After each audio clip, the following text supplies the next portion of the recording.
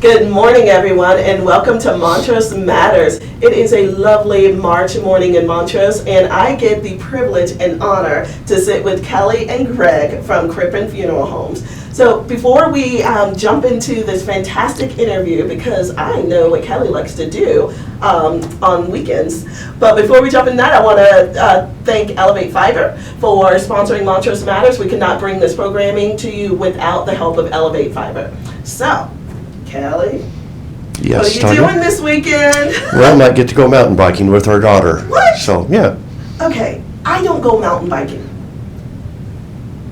You should.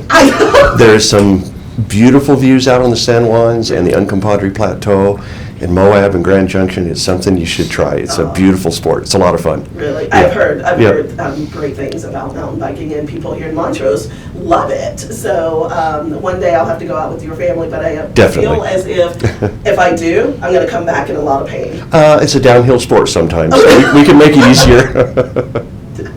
So you guys are celebrating a phenomenal anniversary, 30 years in business. Mm-hmm. That's We have. unbelievable. 30 years this year. That's great. Yeah. Okay, so all I want to know is, does it feel like 30 years, Greg? Doesn't to me, and I would certainly do it all over again, but no, it's, and maybe my grandchildren have something to do with that, I don't know, but no, it's gone by quickly. Do you remember growing up in the family business, any stories working with mom and dad? And I do. I started out washing funeral cars for my father and loving it. And that's probably, I'm kind of a detail freak anyway, so I enjoy In a good way. I enjoy keeping vehicles nice, and that's where I started. Oh, that's great. Yeah. So if you see my Chrysler 300 that needs a whole You got it. wash in the worst way, don't judge me. But No. those are fond memories. Yeah, Huh? yes they are. When your parents started this business, did you have any clue that 30 years later, you would be such a staple here in Montrose? I didn't think I saw it coming. No. Like with Greg's story about washing cars, I was born in Jerome, Idaho, in the funeral business, and Mom told a story about when I came out, I was only about 18 months old, and came out into the chapel during a visitation or a viewing in diapers. Oh. And Mom was just mortified. She comes chasing out after me, and the family member picked me up and put me in her arms and said, "You just leave him alone. He's just fine." So that's kind of how we started in this industry, Oh, was that's with Mom and Dad. That is a great Yeah. story. Uh-huh. One of the things that I think about when I think about the funeral business is the comfort you bring families. How has that played into, the last 30 years for you all? Great. One of the most satisfying things that I can honestly say keeps me interested and wanting to do this as long as I can is satisfying a family's wishes, honoring their wishes. To take them from losing a loved one through that process and knowing that we did the best we could to try to honor their wishes, the compassion and competence that it takes to really take a family through that can be so satisfying.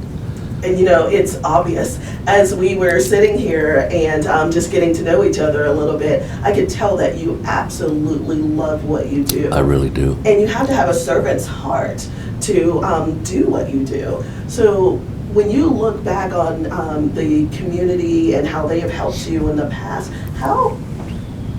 what ways have you seen that they appreciate what you've done? I mean, you told me a story about you have had several generations of families come back to you. I think once you service a family and you become very close to them and you help them through this time of grieving that they're going through, and then maybe 5 or 10 years later, sure enough, you're back in that family again. And they'll bring up the memories. Well, do you remember when Mom did this or Mom did that? And now you're servicing Dad. And you develop quite a strong bond with the families. And then you see them on the street or you see them in the grocery store. And at times it makes you a little bit nervous that you as a funeral director might bring up memories for them. But usually it's pretty warm and loving. And And again, they'll put their arm around you and say, but I remember when you guys helped us through Dad, and how a comfort it was.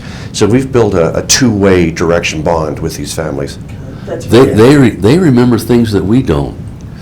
And we become friends a lot of times with our families. Right. And it's so satisfying. That is really good to hear. You know, we're going to take a quick break, and when we come back, we're going to talk about happy wife, happy life.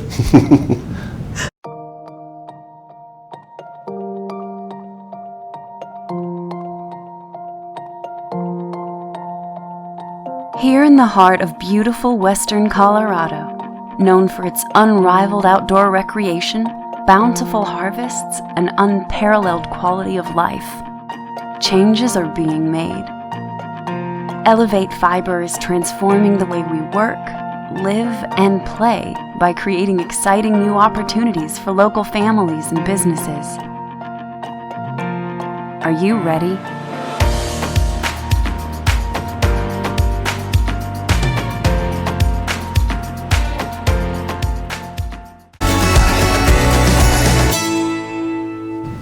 And welcome back to Montrose Matters. I'm Tonya Maddox, the publisher of the Montrose Daily Press, and I'm having a great time chatting with Greg and Kelly from Crippin Funeral Home. So, I know that this is a family business.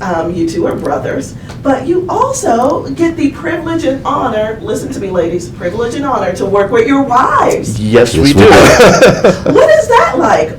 What's your wife's name?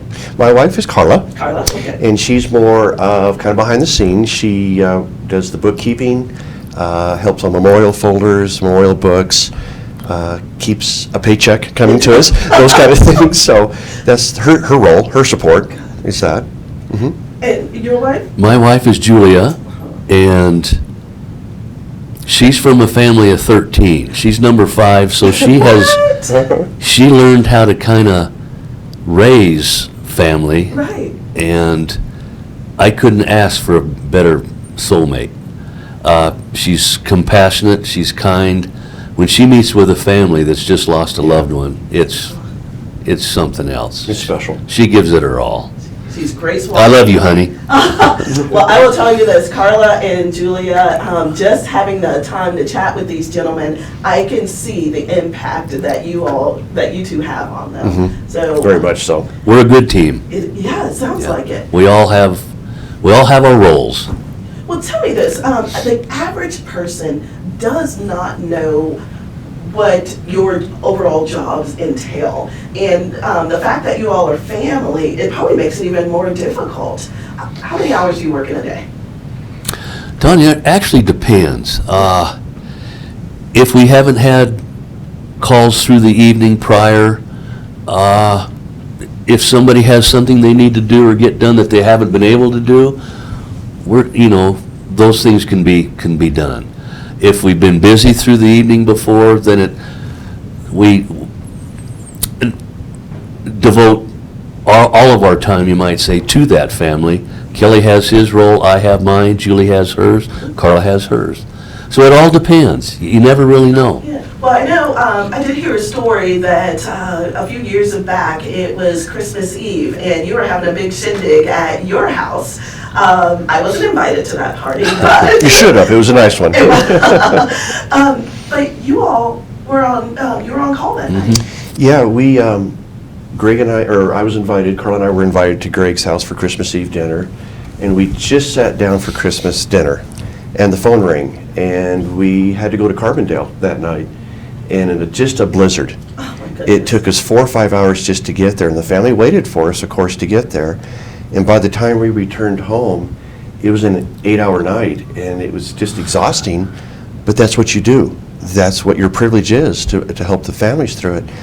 And it's 24 hours a day, 7 days a week, all year long. You have to answer that phone. That's our learned business. that today, I had no idea. I believe that most of us just take for granted that there are all these people and anyone on any given day will head out there, but when you run a small family-owned business, you're in it. You're actually You're the committed, ones. yes, that's correct. Yeah. Oh, my. Yeah. Yeah, until cell phones came about, when if you wanted to take a shower, you had to have your spouse listen for the phones. Really? We didn't have the cell phone privilege of that flexibility. And so whatever you did, you had to have somebody else listen for the phones. It's 7 days a week. It never turns off. And that can be the challenge part, but also the rewarding part of the funeral business. And I carried a beeper on me, a little beeper. I remember those. And when the beeper went off, something was up. So, yeah. And Tonya, we have the distinction, and I'm going to use the word honor. We have some staff members that have come on board with us that are so good at what they do. They're some of the most compassionate people I've ever been around. And So it's not that Kelly and I are, you might say, 24 hours, 7 days a week, as much as we used to be. True. Right. So we've got additional help that we all get our time to be with our families, you might say. And we're blessed also, both Samantha and Daryl that work for us, they come from families from this area. Oh, And so they understand the family relationships that it takes Yeah. to work Yeah. with these families that we are with. so you have created a culture within Crippin that, Correct. we're more than just a funeral home. Correct. We have to be more than a funeral home. Exactly. That's wonderful. Yeah, we have that motto, it's a family tradition of trust. That's what we are. Just tell me, give me a little bit of history, and tell us what's important to you. What are you all passionate about? Because you continued this family tradition without having to, and it's obviously something that you love and you appreciate the community. What keeps you going?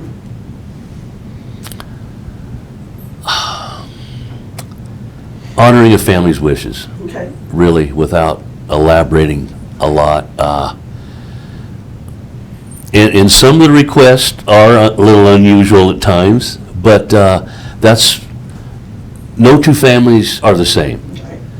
And like we talked a little earlier about, a family might want to prearrange before time of need. If we can take them through that process and them hopefully convey to other families about prearranging, or just come talk to us, get some ideas about what to expect, it's the most satisfying thing, Tonya. I'd do it all over again. Love hearing that. Tonya, I had the honor to come down in 1987 from Oregon with Dad to actually try and buy Montrose Valley Funeral Home. That's what was the name of it back then. And it just didn't come to be, so we ended up finding out that the building we're in today was the Monahan Mansion. And then it used to be a funeral home at one time years ago. And so because of the purchase didn't happen and we opened up in the new building, by then we had fallen in love with the community. The people here are just outstanding. The climate here, we had heard a stat about Montrose that it was bragging about that there's 266 days of sunshine a year here. And coming down from the Pacific Northwest where it rains a lot, to have that was a drawing card as well. But by then, we just loved the community, the people, the weather, the atmosphere. And I looked at Greg and says, we're here to stay. Yeah. I can't disagree with you because 11 months ago, I got off of a plane in Montrose. I was like, sold. Yeah. I mean, Yeah. This is it. This is where our family will stay and grow up. We are so glad that you all, your family decided to come here and to stay and to service this community for so many years and do it with such heart. Thank you. Thank you. I learned a lot today. Thank you very much. And I am so much more appreciative of what Crippin does and what you all stand for than I knew, than I was before we started this interview. Well, thank you very much. Happy anniversary. Thank you. And may the next 30 years be just as thrilling and fulfilling for you. Thank you. We're here Appreciate to it. stay. Yeah.